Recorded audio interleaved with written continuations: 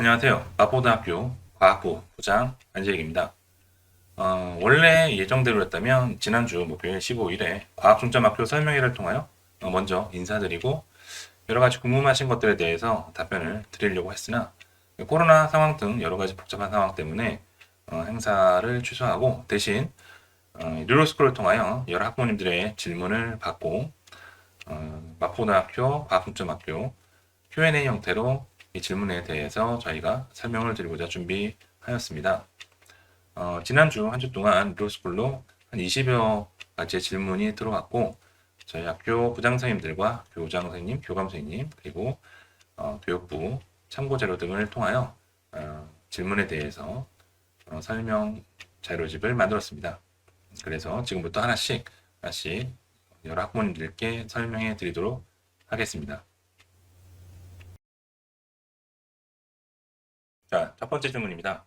기존 학부모 설명회의 내용이 어떠했나요?라는 질문입니다. 과학초점학교 설명회는 기본적으로 1학년 학부모님 대상으로 하다 보니 과학초점학교가 취지나 어떤 학교인지에 대한 설명을 먼저 합니다.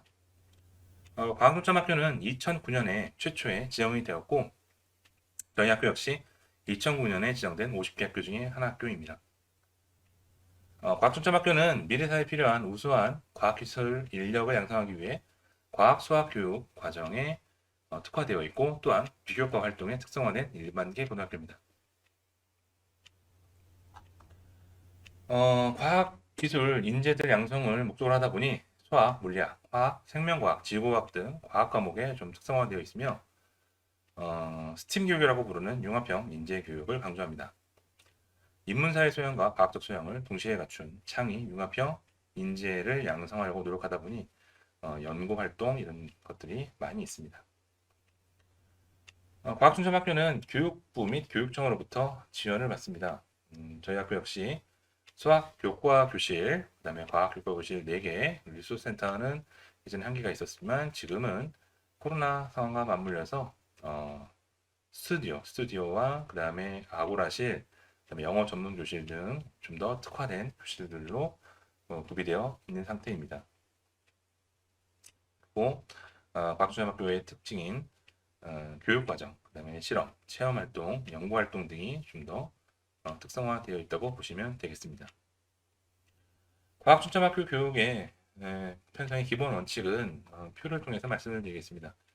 지금 표를 보시면 알겠지만 1학년의 경우는 과학 수업이 1년당 10단위, 1년 단위로 10단위, 그 다음에 수학 교과는 8단위 이상 편성하게 되어 있습니다.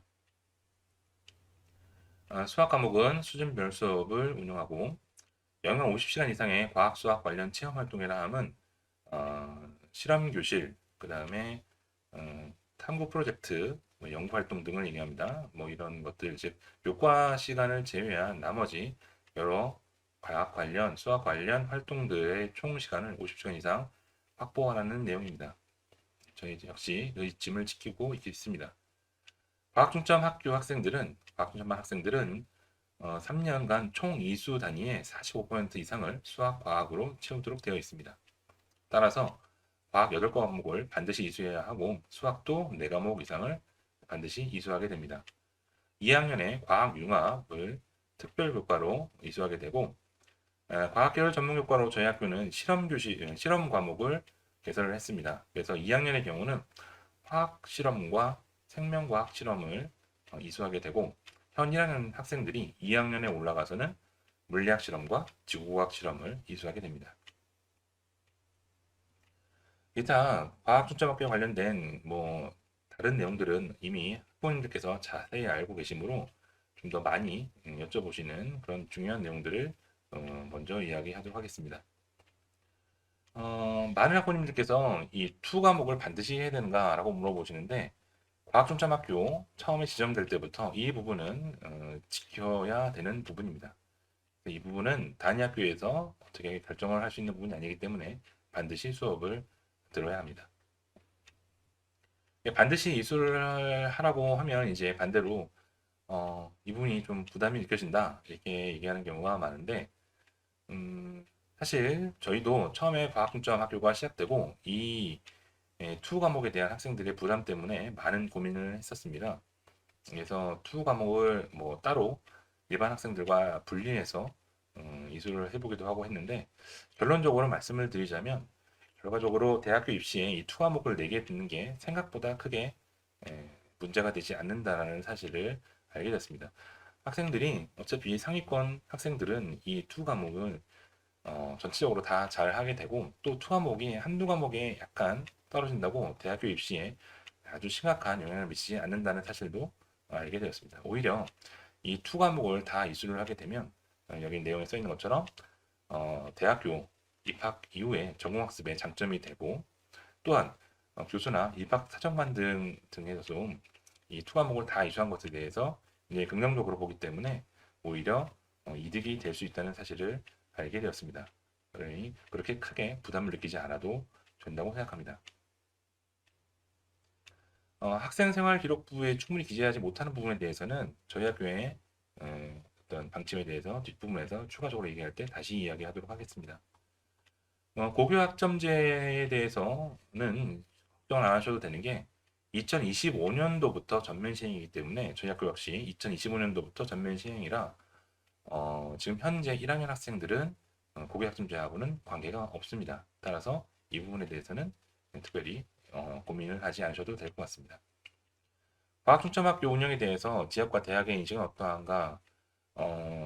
아시는 것처럼 이 지역에서 과학중점학교는 저희 학교와 명덕고등학교 두 학교입니다. 이 두 학교 모두 과학중점학교로서 인지도가 높고, 또 입시에서도 굉장히 상위 클래스가 많은 것으로 알려져 있으며, 주변에서의 인식은 굉장히 좋은 학교로 인식이 되고 있습니다. 또한 대학에서도 과학중점학교라고 하면 아무래도 일반 학교와 좀 다르게 좀 더 특성화되어 있다는 사실을 알고 있기 때문에 여러 면에서 그 대학 입시 또 지역사회에서도 인식은 굉장히 좋은 곳으로 보입니다. 근데 과학 관련 프로그램이 지금 작년과 많이 바뀌었기 때문에 따로 말씀을 드리겠습니다. 5월 13일에 과학 공모전이 있습니다. 작년에는 과학 공모전은 없었습니다. 올해 최초로 시작하는 행사하고, 작년 같은 경우에 4월 달에 과학 발명의 달로서 발명품 대회, 과학 글쓰기 대회, 과학 독후감 대회 등이 있었습니다. 그런데 아시는 분들은 이미 아시겠지만 현 1학년 학생의 경우는 대회가 큰 의미가 없게 됩니다. 대회의 수상 기록이 학생부의 기록이 안 되는 것은 아닙니다. 자, 학생부의 기록은 됩니다만 수상 기록이 학생부에서 대학교로 넘어가지 않습니다. 미반영되기 때문에 대회를 치러도 대입 시에 전혀 도움이 되지 않는 문제가 생겨서 대회를 가능하면 줄이고 이 대회를 공모전 형태로 바꾸자고 이야기가 된 상태입니다. 과학 공모전은 학교장이 승인한 행사이므로 학생부에 기록이 됩니다. 다만 여기도 한 가지 문제가 있는데 그 문제는 뒤에서 다시 이야기하겠습니다. 이번 주 중으로 발명품, 과학 글쓰기, 과학 독후감, 과학 공모전 관련된 가정통신문을 집으로 보내도록 하겠습니다. 자, 4월 29일 중간고사 마지막 날인데 이 마지막 날에 과학 실험 교실을 운영합니다. 연간 학사 일정에 보시면 4월 29일에는 사실 과학 유관기관 견학으로 되어 있을 겁니다. 그런데 이 코로나 상황이 심각해지면서 각 그 과학 유관기관들, 과학 전시관들이 지금 현재 견학 및 이러한 체험 활동들 신청을 받지 않고 있습니다. 그래서 어쩔 수 없이 이번 달 초에 이 과학 유관기관 내용을 과학 실험 교실로 변경하여 진행하겠다고 이야기를 하였고, 그러다 보니 좀 급하게 신청을 받다 보니 약간의 혼란이 있어서 1학년 학생들이 신청을 하는데 조금 어려움이 있었던 것 같습니다.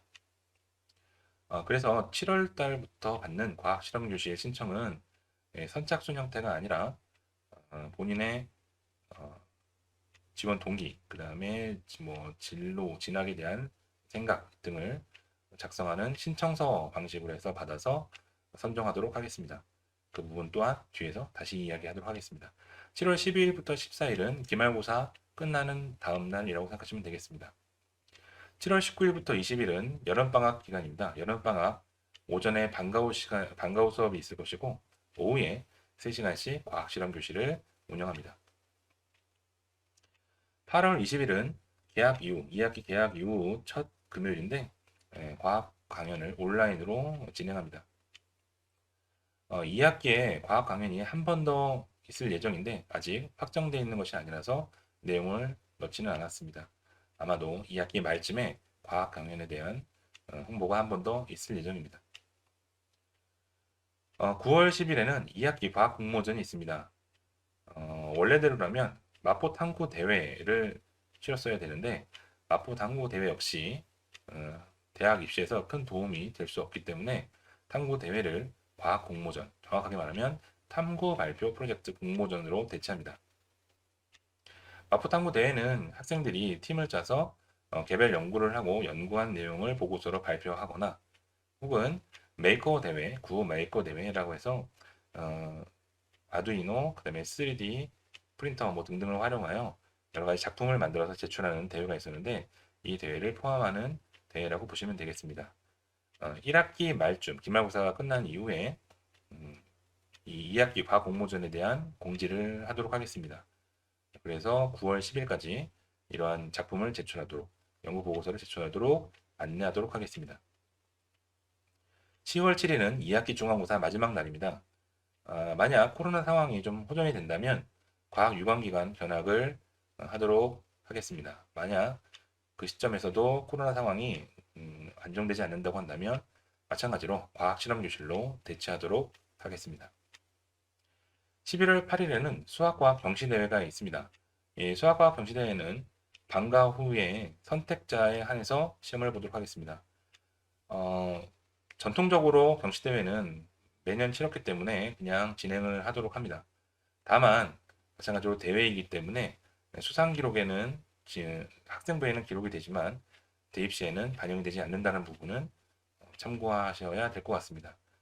또한 선택자가 즉 선택하는 학생들이 방과 후에 신청하는 학생들이 너무 적을 경우에는 대회 자체가 이루어지지 않을 수도 있다고 미리 말씀드리겠습니다.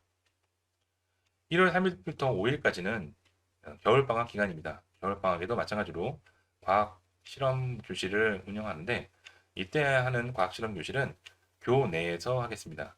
앞에서의 실험 교실은 외부 업체의 도움을 받는 거라고 한다면 1월 달에 하는 과학 진학 캠프는 학교 교내에 과학 선생님, 수학 선생님들의 도움을 받아 심화 실험 캠프를 운영하도록 하겠습니다. 마찬가지로 학생들의 신청을 받아 선정하여 진행하도록 하겠습니다. 지금 약간 질문이 좀 혼동스러운데 이 연간 학사 일정을 물어보시는 것 같은데 연간 학사 일정은 학교 홈페이지에 있습니다. 아니면 사전에 예전에 학사력을 나눠드린 적이 있습니다. 이 학사력의 1월달 내용 뒷면에 보시면 연간 학사 일정이 달려 있습니다. 이 내용을 참고하셔도 되고 학교 홈페이지를 참고하셔도 됩니다. 학교 교육 계획서라고 만약에 물어보셨다면 학교 교육 계획서는 학생들을 통해서 이미 학부모님께 전달해 드렸습니다. 그러나 혹시 전달되지 않았거나 혹은 뭐 특별히 따로 더 필요하신다고 한다면 요청을 하시면 연구부를 통해서 추가로 보내드릴 수 있을 것 같습니다. 자, 봉규는 과학수점학교 학급은 항상 3개 학급으로 편성되어 있습니다.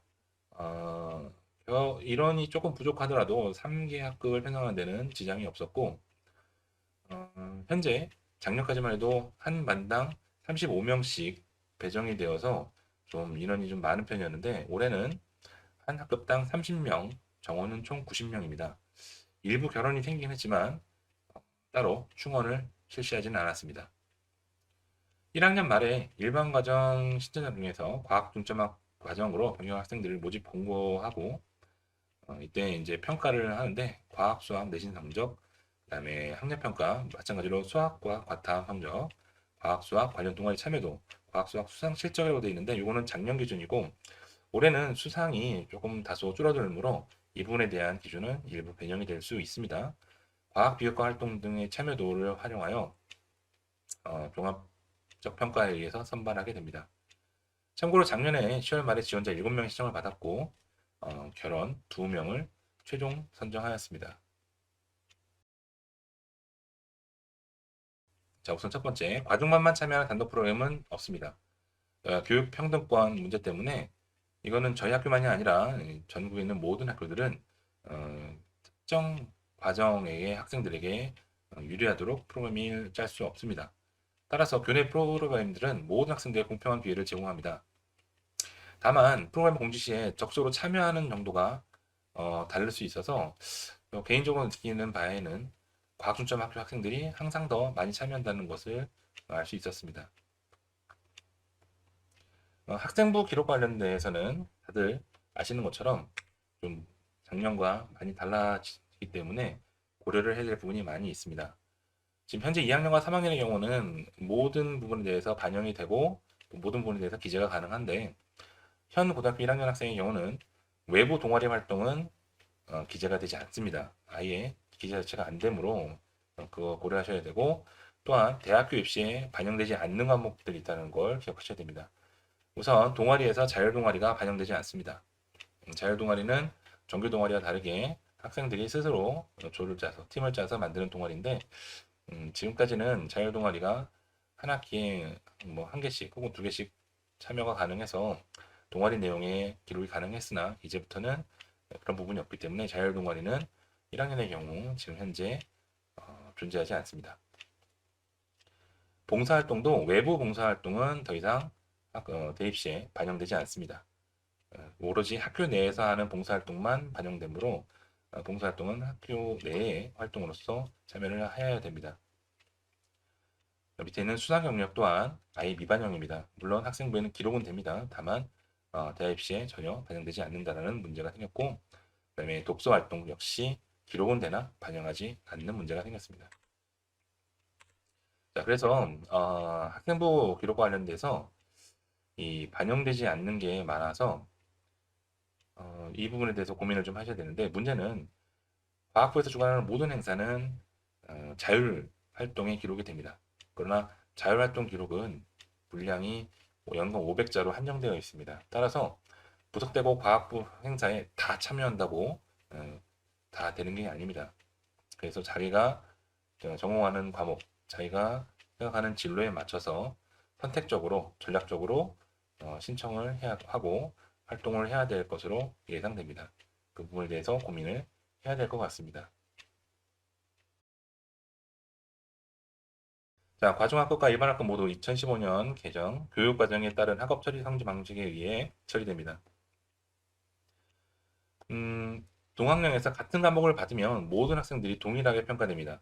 과중반만 따로 평가되는 과목은 없습니다. 예를 들어 물리 같은 경우, 물리2 같은 경우에 과중반 물리2도 있지만 과학 일반만 해도 그러니까 개방형 다른 과정에서도 물리2 과목을 수업을 들으며 어차피 수업 실수가 동일하기 때문에 평가는 동일하게 들어갑니다. 공통 과목과 일반 선택 과목은 5단계 성취도와 석차 등급으로 산출됩니다. 자, 5단계 성취도라는 것은 A, B, C, D 등급을 얘기하는 거고 석차 등급은 1등급부터 9등급으로 나눠지는 것을 얘기합니다. 체육, 예술 교과원과 일반 선택 과목, 그 다음에 과학 탐구 실험은 3단계 성취도, 3단계 성취도는 A, B, C 등급으로 이수되는 걸 얘기합니다. 또한 교환 교과고는 이수, 미이수만으로 처리되는데 예를 들면 과학 융합도 이수, 미이수로 처리됩니다. 물리학, 푸 등 진로 선택 과목은 3단계 성취도로 평가되고 석차 등급은 산출되지 않으나 성취도 분포가 생활부에 기록됩니다. 물리학 2는 물론 3학년 때 배우긴 하지만 3단계 성취도 A, B, C로 평가되며 성취도 분포가 생활부에 기록됩니다. 즉 A가 몇 퍼센트, B가 몇 퍼센트, C가 몇 퍼센트로 기록이 된다고 보시면 되겠습니다. 이 부분은 지금 제가 그냥 개인적인 의견을 말씀을 드리겠습니다. 앞서 말씀드린 것처럼 과학순전반항에 대한 차별적 진로 지도는 교육평등권 지침에 위배됩니다. 따라서 과중반만 특별하게 뭐 이렇게 진로하겠다라는 것은 불가능하고 다만 제 개인적으로 느끼는 거지만 과학순반 학생들이 아무래도 우수한 학생들이 많다 보니 아무래도 담임선생님들이 이제 그런 부분에 대해서 더 고민을 많이 하고 그런 부분에 대한 정보도 더 많이 알아두시려고 노력을 하시죠. 이제 그런 부분이 학생 지도에도 영향을 미칠 거라고 생각합니다. 이거는 담임선생님만이 아니라 교과 담당 선생님들, 예를 들면 저도 물리2를 가르치고 있지만 아무래도 과학 중점반 학생들이 수업에 대해서 좀 더 열의가 뛰어나고 그다음에 질문도 많고 그러다 보니 아무래도 수업에서 그런 부분을 좀 더 고려하게 된다 정도로 말씀을 드릴 수 있을 것 같습니다.